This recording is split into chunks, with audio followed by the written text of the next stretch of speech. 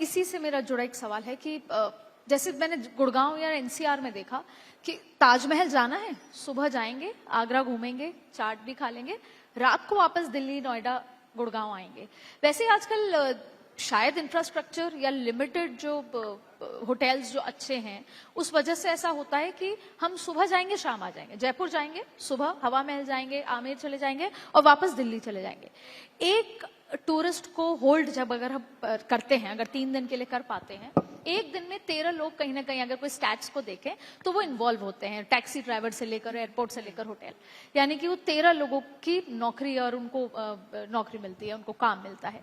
उनको होल्ड करना, उनको जयपुर में, उदयपुर में, जोधपुर में रोकना, 3 दिन वो रुकें और टूरिस्ट प्लेसेस को एक्सप्लोर करें, उसके लिए क्या? और उसके लिए मैंने आपको बताया कि जैसा अगर कोई जयपुर आ रहा है तो वो जयपुर आए तो उसको शेखावटी वो जा सकता है, सवाई माधोपुर वो जा सकता है।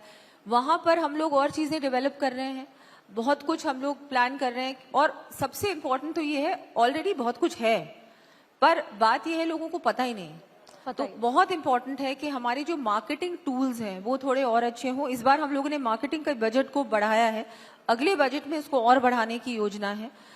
तो और हमारा एक टूरिज्म ऐप है, फोन ऐप, वो भी बहुत जल्दी लॉन्च होने वाला है, उस पर काम चल रहा है। उस पर सारी चीजें होंगी, what to do, where to go, where to stay, ये इंपॉर्टेंट है बिकॉज लोगों को पता ही नहीं होता।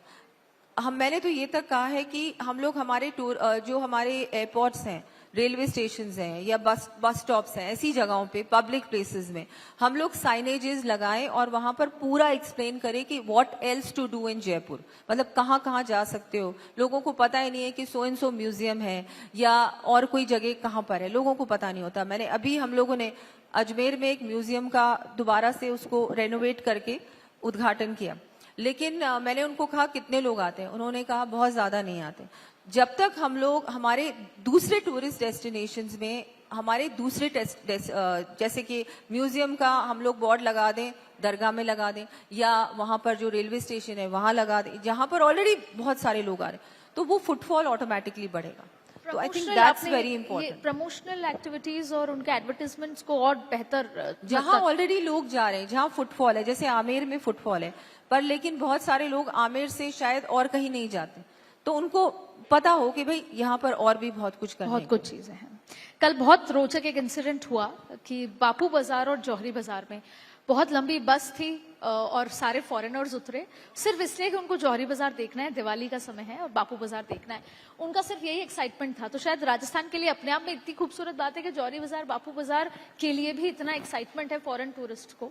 लेकिन सवाल इसी से जुड़ा, अभी हम इंटरनेशनल टूरिस्ट का अगर जिक्र करें कि जयपुर से हम ज्यादा से ज्यादा दुबई जा सकते हैं, जोधपुर से, उदयपुर से, दूसरे जगहों से कोई कनेक्टिविटी नहीं है। ये एक बहुत बड़ा चैलेंज है और इसमें सिर्फ एक राजस्थान का टूरिज्म डिपार्टमेंट नहीं, बहुत सारे ऐसे स्टेक होल्डर्स हैं और केंद्र सरकार है जो इन्वॉल्व है।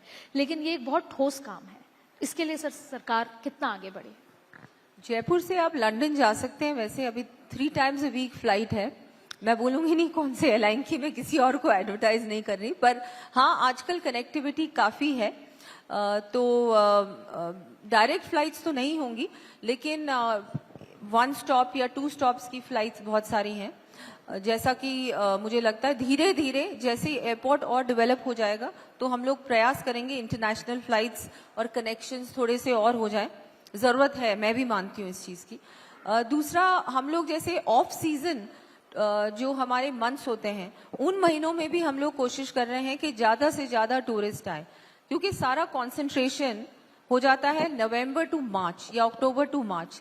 पर वो जो बीच का टाइम होता है, जब इतनी गर्मी नहीं होती है, इतनी भी अनबेरेबल गर्मी नहीं होती राजस्थान में, उस टाइम पे भी ज्यादा टूरिस्ट कैसे आ सकते हैं?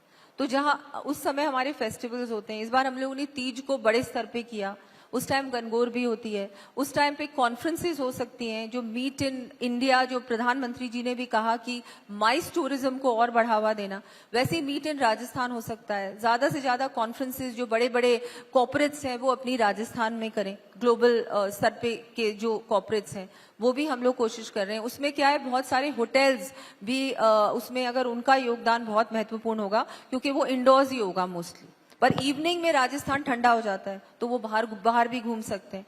वो भी हम लोग कोशिश कर रहे हैं ऐसा कि ये कुछ जो चीजें भी हों। 12 महीने के लिए राजस्थान टूरिज्म फ्रेंडली हो। मैम ऐसा कुछ होता है, जैसे आज आपने अभी अभी जिक्र किया कि आज एक पैनल बैठा तो अलग अलग स्टेक होल्डर्स थे, सबके आइडियाज आए, ऐसा होते रहना चाहिए। सरकार भी ऐसा कुछ प्रयास करती है कि होटल्स के लोग या अलग अलग स्टेक होल्डर्स आए और उनसे उनका आइडिया लें और उनसे सुझाव लेकर उसको इम्प्लीमेंट किया जाए। क्योंकि मेरा सवाल एग्जीक्यूशन से रिलेटेड इसलिए है, कोई ऐसे ही जानने वाले होते हैं, उनसे बोला गया कि राजस्थान में बहुत अपार संभावनाएं हैं, आप इन्वेस्ट करें। तो उनका ये मानना था कि जो ईज ऑफ डूइंग या सिंगल विंडो सिस्टम में अभी तकलीफें हैं, जैसे कि सरकार ने कहा कि आप इन्वेस्ट करें, लेकिन होता यह है कि सरपंच ने कह दिया जमीन साइन करने के लिए मना कर दिया। तो ईज ऑफ डूइंग और सिंगल विंडो को लेकर क्या सोचती है सरकार? नहीं, अब देखिए, सरकार, हमारी जो सरकार है वो तो पूरी तरह से इसमें लगी हुई है कि थोड़ा और इजी हो जाए सिस्टम। ये रेड टेपिज्म हो या ब्यूरोक्रेटिक पूरा जो प्रोसेस है उसको और सिंप्लीफाई किया जाए। हमारे डिपार्टमेंट में तो सिर्फ हम लोग ने 1 या 2 अधिकारी हैं, वही लोग इसको हैंडल करते हैं। और इवन सीएमओ में अब उन्होंने नोडल ऑफिसर्स अपॉइंट कर दिए हैं राइजिंग राजस्थान के बाद, कि वही लोग पर्टिकुलर अलग अलग डिपार्टमेंट्स का वो लोग देखेंगे। तो प्रयास चल रहा है। आई थिंक इसमें टाइम लगता है, कोई भी चीज या कोई भी परिवर्तन लाने में और परिवर्तन एक्चुअल में सेट होने में भी टाइम लगता है, माइंडसेट चेंज होने में भी टाइम लगता है। तो बिल्कुल, पर हम लोग जा रहे हैं, राइट डायरेक्शन में जा रहे हैं और होपफुली ये चीजें अब बहुत इजीली हो जाएंगी।